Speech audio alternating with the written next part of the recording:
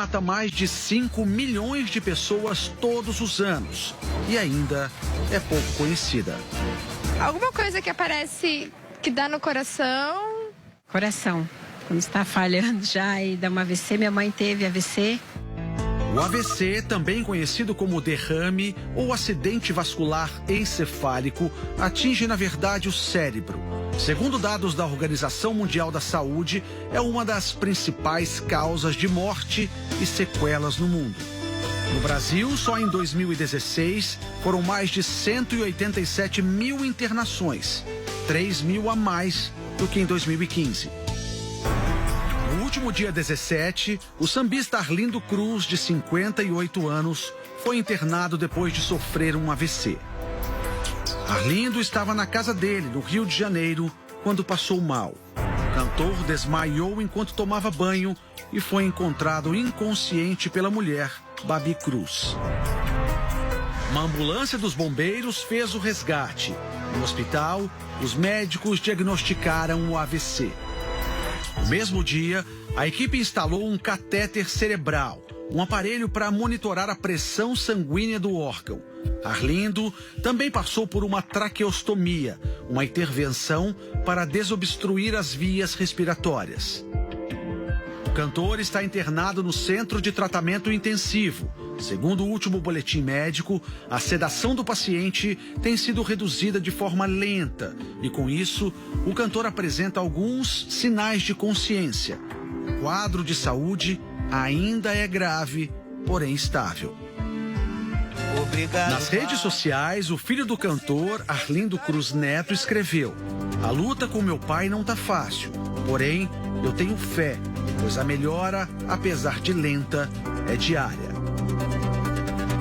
Já os amigos criaram a campanha Força Arlindo Cruz para incentivar a recuperação do sambista. A companheira de samba, Quitéria Chagas, acredita na recuperação do amigo. Lógico que esse momento é delicado, a gente não consegue falar de imediato. Eu passei uma mensagem para a filha dele e ela falou: "Não, vai, ore pro meu pai." E aí entramos em corrente de oração.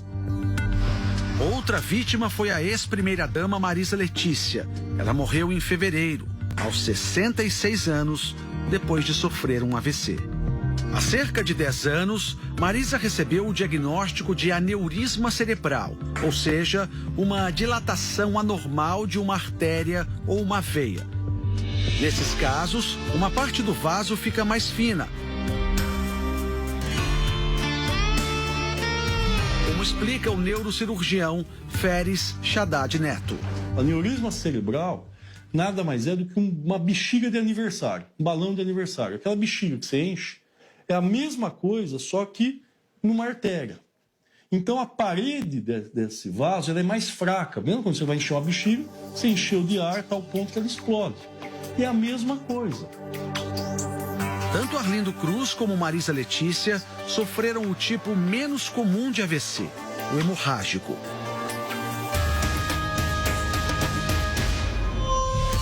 Existem dois tipos de AVC: o isquêmico, que corresponde a cerca de 80% dos casos, e o hemorrágico, que atinge 20% das vítimas.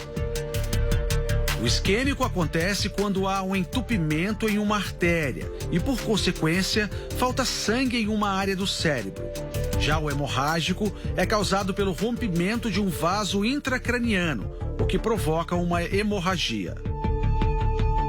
O cérebro controla tudo o que fazemos, sentimos, pensamos e lembramos. Por isso, danos nesse órgão afetam essas capacidades de acordo com a área atingida. Cada artéria tem um tipo de irrigação cerebral.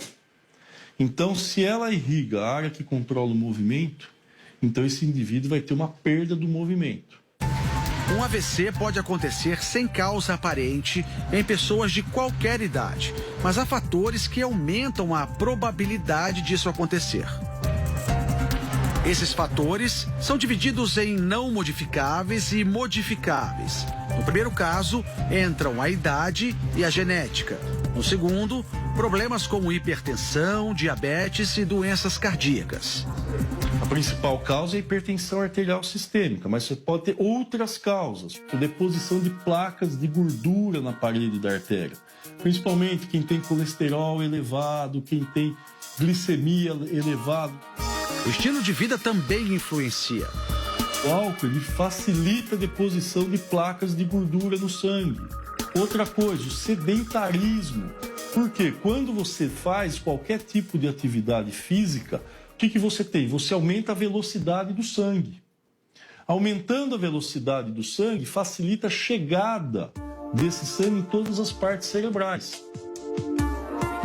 Marileide tinha uma vida estressante. Os problemas do dia a dia desencadearam um AVC hemorrágico quando ela tinha 32 anos. Eu trabalhava numa empresa no departamento de contabilidade financeiro. Aí é pesado, né? E é bem estressante, é. Ela perdeu todo o movimento do lado esquerdo do corpo.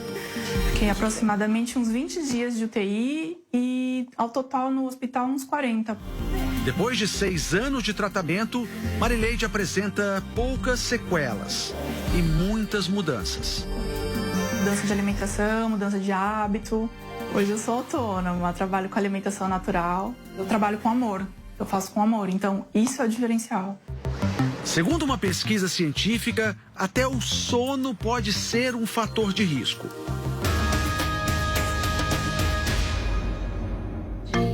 A professora Adriana sempre foi dorminhoca.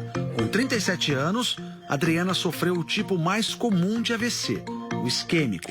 Eu tinha dormido umas 10, 11 horas da noite, umas 9 horas da manhã, mas eu tava com muita dor de cabeça, muita.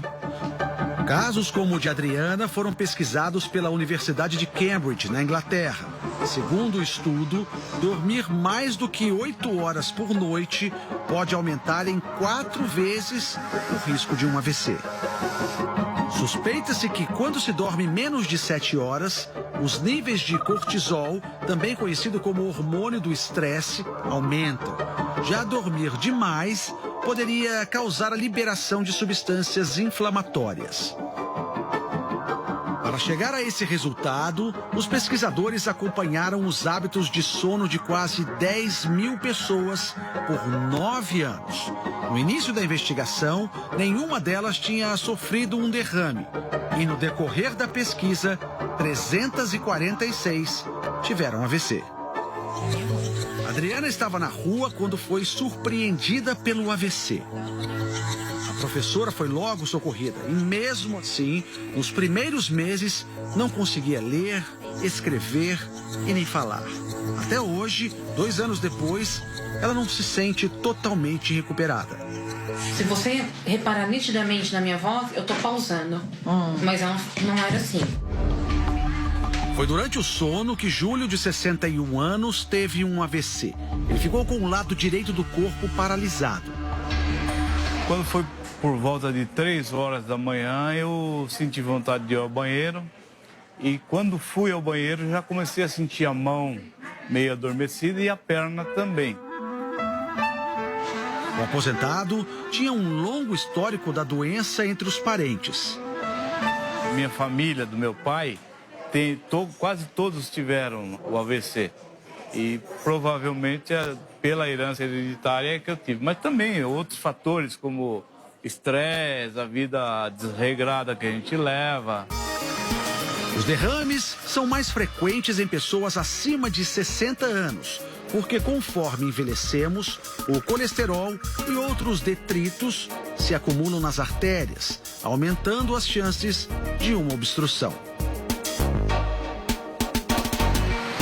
Mas atenção, os mais jovens também correm riscos.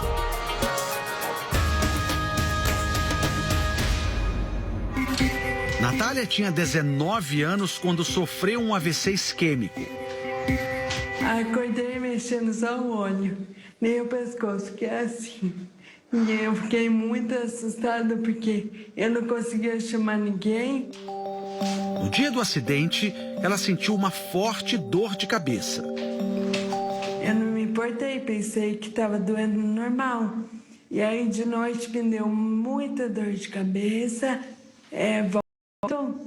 tontura perdi totalmente a força. O médico que atendeu Natália não identificou o AVC e mandou a jovem voltar para casa. Só depois de 14 horas, ela recebeu o diagnóstico. A hora que a gente falou que fazia mais de 12 horas, ele falou: se você tem uma religião, reza. O tempo de atendimento é determinante para evitar sequelas graves. Mas na maioria dos casos, o paciente confunde os sintomas do AVC com os de uma doença comum. Sério? Foi o que aconteceu também com o Luciano, de 36 anos. Deu essa paralisia, essa escuridão na vista, na visão. E eu pensei que era alguma coisa, labirintite, alguma coisa desse tipo. E eu não procurei um médico nesse dia. No dia seguinte, eu resolvi procurar um médico. Luciano passou por 3 médicos até receber o diagnóstico. Um AVC isquêmico que afetou parte da visão. Eu fiz acompanhamento com vários médicos, com psicólogos. E eles falaram que poderia ter sido pior. No caso de Luciano, a maior sequela foi o trauma psicológico. Eu fiquei me perguntando muito, por que aconteceu isso comigo? O que eu fiz? Onde eu errei? Alimentação, alguma coisa? O que aconteceu? Você se cobrou muito por isso? Eu me cobrei por isso. Segundo este neurologista, problemas genéticos ou predisposições a algumas doenças aumentam as chances de uma pessoa jovem ter um AVC. Doenças autossômicas dominantes, que têm influência genética, que poderia causar uma alteração da parede das artérias. Existem outros tipos de doenças, que são doenças inflamatórias, que são chamadas de vasculites. Você também tem um risco aumentado de ter AVC. Tanto Natália como Luciano mantinham uma vida saudável e, segundo os exames, não apresentavam nenhuma predisposição genética. No caso de Natália, os médicos concluíram que o AVC foi causado por um outro motivo: o uso de anticoncepcionais. Provavelmente por fatores hormonais, tanto das mulheres que fazem uso de anticoncepcionais na fase jovem, quanto aquelas que estão fazendo reposição hormonal durante a menopausa. Esses hormônios podem alterar de alguma forma a constituição da parede das artérias e isso pode aumentar o risco de ter um acidente vascular cerebral. Os médicos alertam: é muito importante estar atento a determinados sinais. Os sintomas mais comuns do AVC são a sensação de fraqueza ou formigamentos repentinos, dificuldade para falar ou enxergar, tontura ou dor de cabeça forte sem motivo aparente. Também é importante fazer exames periódicos que verifiquem a situação dos vasos cerebrais e das artérias do coração, as carótidas e as vertebrais. O exame de carótidas e vertebrais nada mais é do que isso, é você tentar identificar algum início de obstrução, alguma placa de gordura dentro dessas artérias. Os exames são ultrassons, tomografias e ressonâncias magnéticas. Já o tratamento inclui terapias com diversos profissionais. Em 1/3 dos casos de AVC, há sequelas. Muitas vezes eles chegam com perda de força, questões de equilíbrio, muitos vão para uma cadeira de rodas. Hoje, com 21 anos, Natália passa por diversos tratamentos. O resultado é uma recuperação que impressiona até os médicos. Não pode entrar em uma depressão e eu quero melhorar mais, ganhar a minha independência de volta. O AVC também transformou a vida de Luciano. Deus me deu uma segunda oportunidade. Então, por isso, eu tenho que viver com qualidade. Aproveitar ao máximo, né? Sim.